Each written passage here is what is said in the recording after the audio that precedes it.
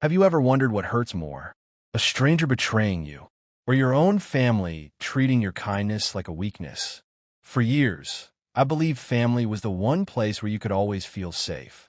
I believed that no matter what happened, your parents would always want the best for you. Your family would always stand beside you. But I was wrong, because sometimes the people who know your heart the most are the same people who know exactly how to hurt you. Pause. My name is Michael, and this is the story of the night I learned that love without respect is not love at all. For most of my life, I was the person everyone depended on. I was the responsible one, the one who showed up, the one who helped without asking for anything in return. When my family had problems, they called me. When someone needed money, they called me. When someone needed a favor, they called me. And every single time, I was there, because that's what family does. At least, that's what I believed, but slowly, I started noticing something. My family only appeared when they needed something. Birthdays? They were busy. Important moments in my life? They had excuses. But when they needed help, my phone never stopped ringing. I ignored the signs for years, because I wanted to believe my family loved me. I wanted to believe they cared. Then came the day everything changed. After a painful argument with my parents, I finally said something I had been holding inside for years. I don't want to be treated like an ATM anymore. The room became silent.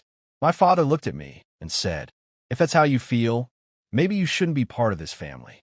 Those words stayed with me, because coming from a stranger, they would hurt. But coming from my father, they destroyed something inside me.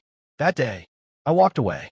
For 3 years, there was no apology, no phone call, no message, nothing. I learned how to live without them. I built my own life. I focused on my work. I stopped waiting for people who had already chosen to leave. Then one evening, my phone rang. Pause. It was my mother. I stared at the screen for several seconds. I didn't know whether to answer. Part of me wanted to ignore it, but another part of me, the part that still loved my family, wanted to believe this could be different. So I answered. "Michael." My mother's voice sounded emotional. "We miss you. Your father wants to make things right.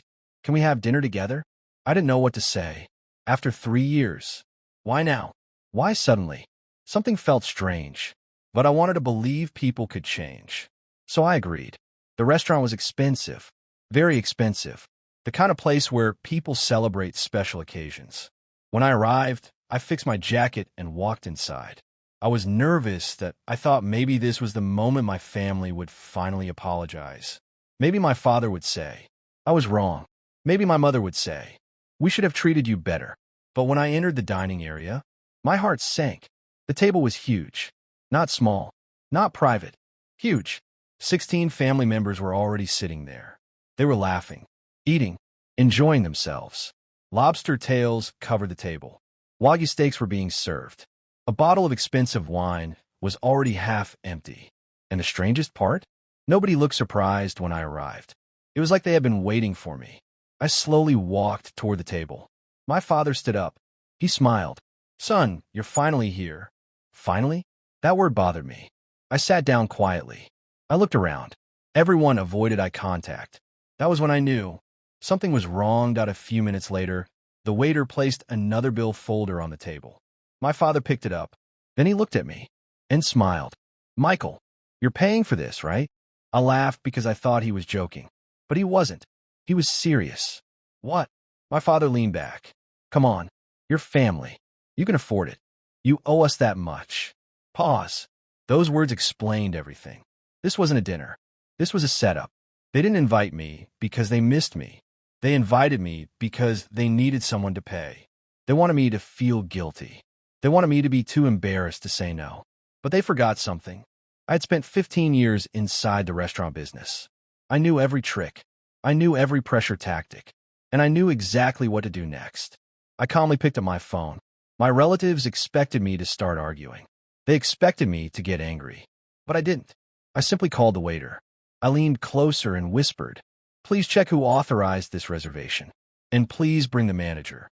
The waiter looked surprised. Then he walked away. A few minutes later, the restaurant manager arrived. Everyone became quiet.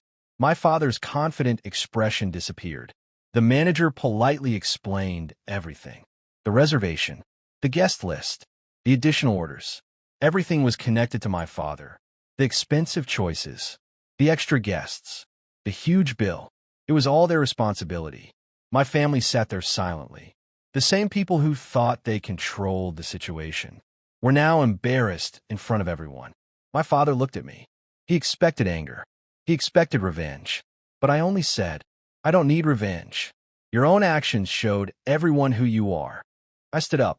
Before leaving, I looked at my family one last time. Then I said, helping people you love is a gift. But when someone demands your kindness and calls it your duty, that's not love. That's control. That night, I walked away. Not because I stopped caring, but because I finally started caring about myself. I learned a lesson I will never forget. Family should be a place where you feel valued, not a place where you feel used. Your kindness is precious. Your love is precious.